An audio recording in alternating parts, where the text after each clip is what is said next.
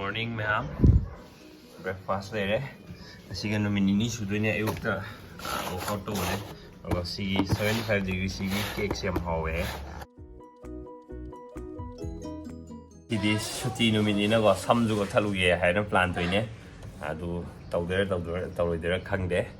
Ari yengase.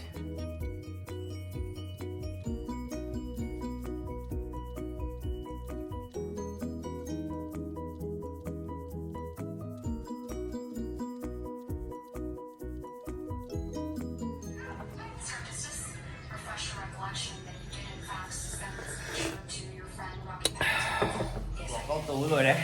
tôi mấy lúc có tủ xem ngoài này mấy,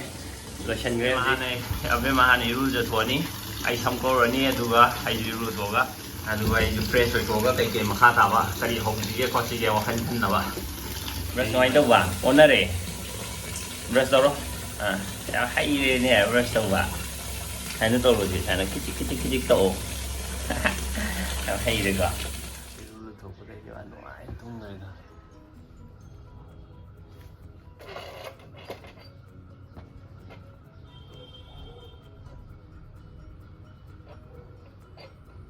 거기는 왜 지금 떨려? 왜 끼고 왔냐면 이거는 Something is wrong. Si uki material nya bem na uti thong bia me. Hậu tụi em mà lên nằm gần nó sẽ. Thank you. Sắc sao tụi em thì em nó in mồm tụi em gì wet ô lẹ bộ. Nó có cũng thì tao mình nó wet chân đời mình nhìn khăn mình. Ai chỉ được lẹ mẹ. Anh khăn mình ngang giáo tụi anh đi tôi khơi khen chân là sao mà. Ai chỉ được cái lẹ mẹ cái gì. Sang các thứ gì.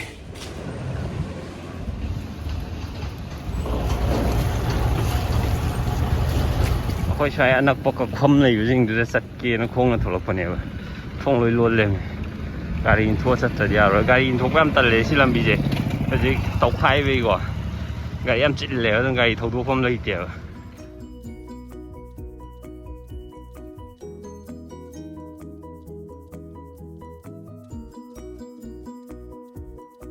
เป็นไม่สร้างก็ใช่แต่ครั้งนี้ชิมาจากจะไทยน่าตัวเนี่ย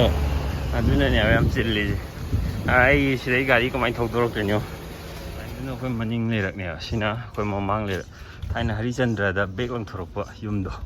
gì nè, chỉ phải làm gì đấy nè, xin à phải mong mang lên được, anh này yếm đây gari thâu chất bèo rồi, gari hết thâu đồ cái đó, chất phong này rồi mà chắc cái dạng thâu này nè, anh này, hôm nay nó có thâu sẽ mình ở đây nè, mình đây, thay là class 9, 10, 11, 12 cái này thì xin làm bây giờ ông không có sẽ làm mình, tôi xem chất bao nhiêu không rồi. Phong cho tao ăn quỳ rồi ngày xưa giờ đi giờ thì mấy ngày mà tung đường đông mà lên phong kia giờ đi ngày xưa giờ phải là cái tour mà tí em to rồi thì xí làm bạc xí nào qua cái là pi này đó thấy nè cricket chăn là bấm nèo xí giờ cricket tournament em xí lắm mẹ xí làm bạc xí đâu ham ba anh này cricket chăn là có tournament thôi xí làm bạc xí đấy em tí nó bua gì vậy đó cái làm bạc đâu có lại dính thâu làm bạc coi vậy xí đó lại dính thâu cái lại sang lây vậy mai sang lên thì cả dẫn lấy xong rồi thôi.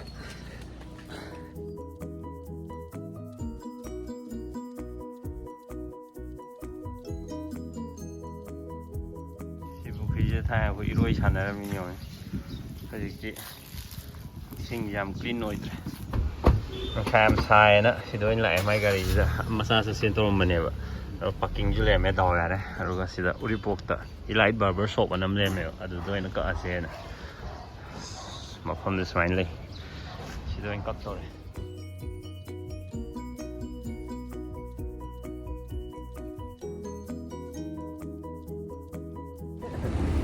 đó sum vào hôm đó các bạn celebrity cái đẹp mua treat rồi em ngoài mà mà đi xăm sàng rồi phát dậy cái là xong rồi xoay bọc sang là khác thơm nhiều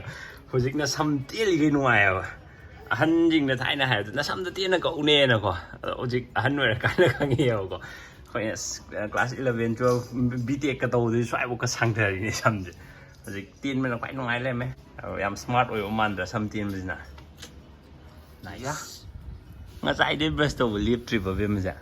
hả Bristol em ngoài là bảo hai bác sĩ gì đấy nhỉ party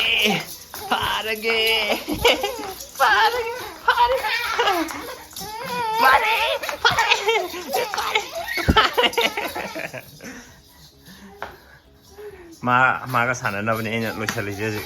हुमांग ताहन्नब खुद पायरगा चिंगदुनेबा मोन तानरोना ngai video namaga video ek number ga thadhoki aba sanarji hero papa sanarji hero chingo khut to pa chingo ba chingdadi talle khut pa chingo ba la ge ba khangde khut pa chingo se bye parage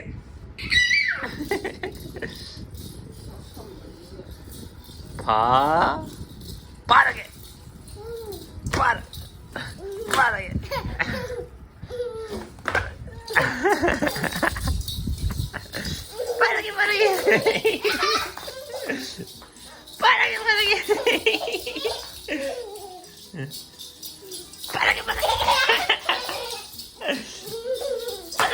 oh tu sale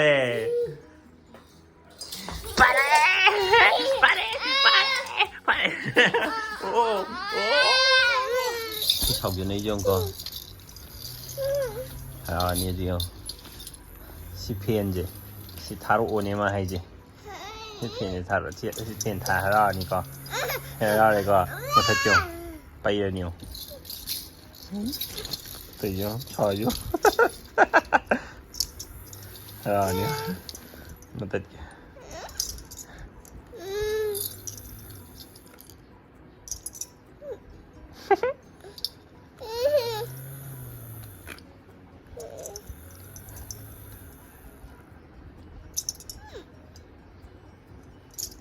Tự anh một đi nghèo dạ không kì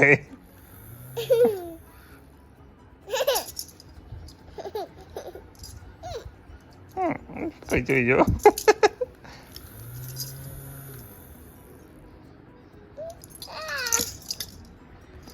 này bây giờ mà tàu đi cả đời mình ăn chung này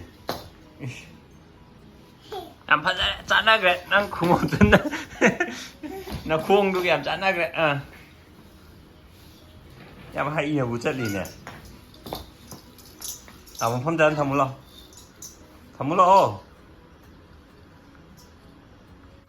bên mình chỉ sạc trong cho đẹp sẽ lấy cái này mà chỉ cái nó sạc cho lỗi hết rồi mà nhiều hay chúng cái sân này đi ra cây gì nó gian ta cây này là gì vậy si bám bị gì đó xin lên biểu để bổ ra con này bắt nó trào rồi gì nung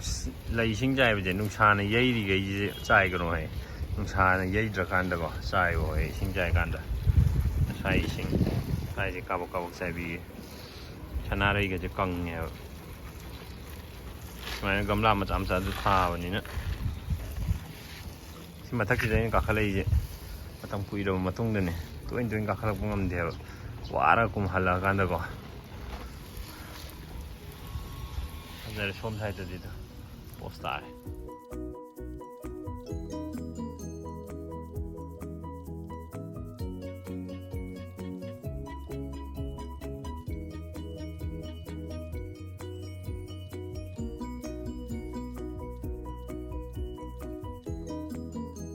ngang cái sum môi này anh nung dính ngang tụm mày vào gì xem ra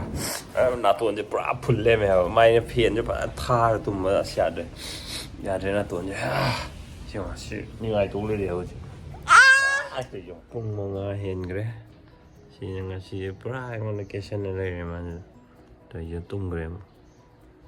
mà xí mà thân nó cao vậy phải tiền trên này vậy em rồi bây giờ tụm cả khát TV này mà thân đó mua ida cái cây này xí bỏ xí cái này ý có mẹ nó xí bỏ cái này ý nó ha wow xí cái art này xí cái art này xí cái artist nó xí lấy này tụi cả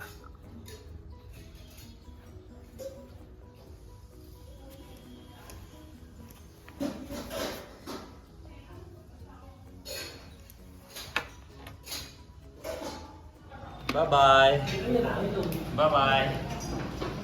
Anh thuê cô với em.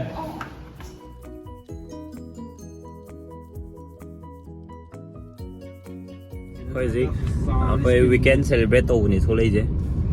Party mà sao tàu gì nè.